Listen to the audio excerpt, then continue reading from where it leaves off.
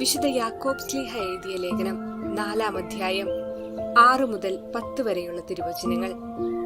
അവിടുന്ന് കൃപാവരം ചൊരിയുന്നു, അതുകൊണ്ടാണ് ഇങ്ങനെ എഴുതിയിരിക്കുന്നത്: ദൈവം അഹങ്കാരികളെ എതിർക്കുകയും എളിമയുള്ളവർക്ക് കൃപ കൊടുക്കുകയും ചെയ്യുന്നു. ആകയാൽ ദൈവത്തിന് വിധേയരാകുവിൻ, പിശാചിനെ ചെറുത്തു നിൽക്കുവിൻ, അപ്പോൾ അവൻ നിങ്ങളിൽ നിന്ന് ഓടിയകന്നുകൊള്ളും. ദൈവത്തോട് ചേർന്ന് നിൽക്കുവിൻ, അവിടുന്ന് നിങ്ങളോടും ചേർന്നു നിൽക്കും. പാപികളെ, നിങ്ങൾ കരങ്ങൾ ശുചിയാക്കുവിൻ, സന്നിഗ്ധ മനസ്കരെ, നിങ്ങളുടെ ഹൃദയങ്ങൾ ശുചിയാക്കുവിൻ. ദുഃഖിക്കുകയും വിലപിക്കുകയും കരയുകയും ചെയ്യുവിൻ. നിങ്ങളുടെ ചിരി കരച്ചിലായും നിങ്ങളുടെ സന്തോഷം വിഷാദമായും മാറട്ടെ. കർത്താവിന്റെ സന്നിധിയിൽ താഴ്മയുള്ളവരായിരിക്കുവിൻ, അവിടുന്ന് നിങ്ങളെ ഉയർത്തും.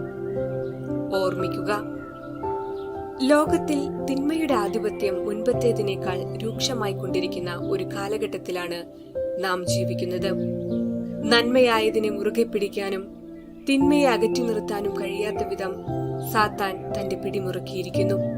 പരസ്പരം വെറുക്കുകയും വേട്ടയാടുകയും വിധിക്കുകയും കാരുണ്യമില്ലാതെ കൊല നടത്തുകയും ജീവിതത്തിന്റെ ഏതു മേഖലയിലും സത്യവും നീതിയും നിരാകരിക്കപ്പെടുകയും ചെയ്യുന്ന വലിയ വിപത്സന്ധിയാണിന്നുള്ളത്.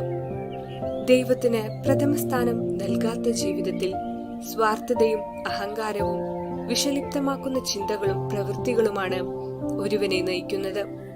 ആർക്കും ആരെയും ഭയമില്ല. എന്തൊക്കെ സംഭവിച്ചാലും ആരൊക്കെ ബലിയാടുകളായാലും എനിക്കെന്ത് എന്ന മനോഭാവമാണ് ഇക്കാലത്ത് നല്ലൊരു ശതമാനം മനുഷ്യ മനസ്സുകളെയും ഭരിക്കുന്നതെന്ന് തോന്നിപ്പോകുന്നു. പ്രതീക്ഷിക്കുന്നത് ലഭിച്ചില്ലെങ്കിൽ, ആഗ്രഹിക്കുന്ന കാര്യം സാധിച്ചില്ലെങ്കിൽ തടസ്സമാണെന്ന് തോന്നുന്ന വ്യക്തികളെയും സാഹചര്യങ്ങളെയും ഇല്ലാതാക്കുവാൻ ഏതറ്റം വരെയും പോകുവാൻ ആർക്കും ഒരു മടിയില്ലാതായിരിക്കുന്നു. എനിക്കില്ലാത്തത് നിനക്കും വേണ്ട എന്ന തികച്ചും സ്വാർത്ഥവും സങ്കുചിതവുമായ ചിന്തകളാണ് കൊലപാതകങ്ങൾ വരെ നടത്തുവാൻ ചിലരെ പ്രേരിപ്പിക്കുന്നത്. സ്വന്തം തെറ്റുകളെ മറയ്ക്കുവാൻ ചിലർ ആയുധമാക്കുന്നതും ഇത്തരം വ്യക്തിഹത്യകളും സ്വഭാവഹത്യകളുമാണ്. കുടുംബങ്ങളെ മാത്രമല്ല, സമൂഹത്തെയും മതസംവിധാനങ്ങളെയും ഇത്തരത്തിൽ തകർത്തു തരിപ്പിണമാക്കാൻ സാത്താൻ സർവ്വസന്നാഹങ്ങളോടുകൂടെ നിലയുറപ്പിച്ചിരിക്കുന്നു. ദൈവത്തിന് കീഴ്പ്പെടുന്നതിന്റെ ഭാഗമാണ് സാത്താനെ എതിർത്ത് നിൽക്കുക എന്നത്. ക്രൈസ്തവ ജീവിതം ഒരേ സമയം സാത്താനിൽ നിന്നുള്ള അകൽച്ചയും ദൈവത്തോടുള്ള അടുപ്പവുമാണ്. അതുകൊണ്ട് ദൈവത്തിന് വിധേയരായിരിക്കുവാനും പിശാചിനെ എതിർക്കുവാനും സാധിക്കണം.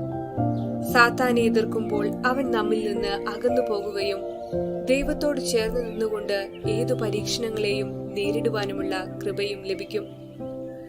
അതുകൊണ്ട് ദൈവത്തോട് ചേർന്ന് നിന്ന് എല്ലാ പ്രതികൂല ശക്തികളെയും പരാജയപ്പെടുത്തി മുന്നേറുവാനുള്ള കൃപ എല്ലാവർക്കും ലഭിക്കുമാറാകട്ടെ എന്ന് പ്രാർത്ഥിക്കാം.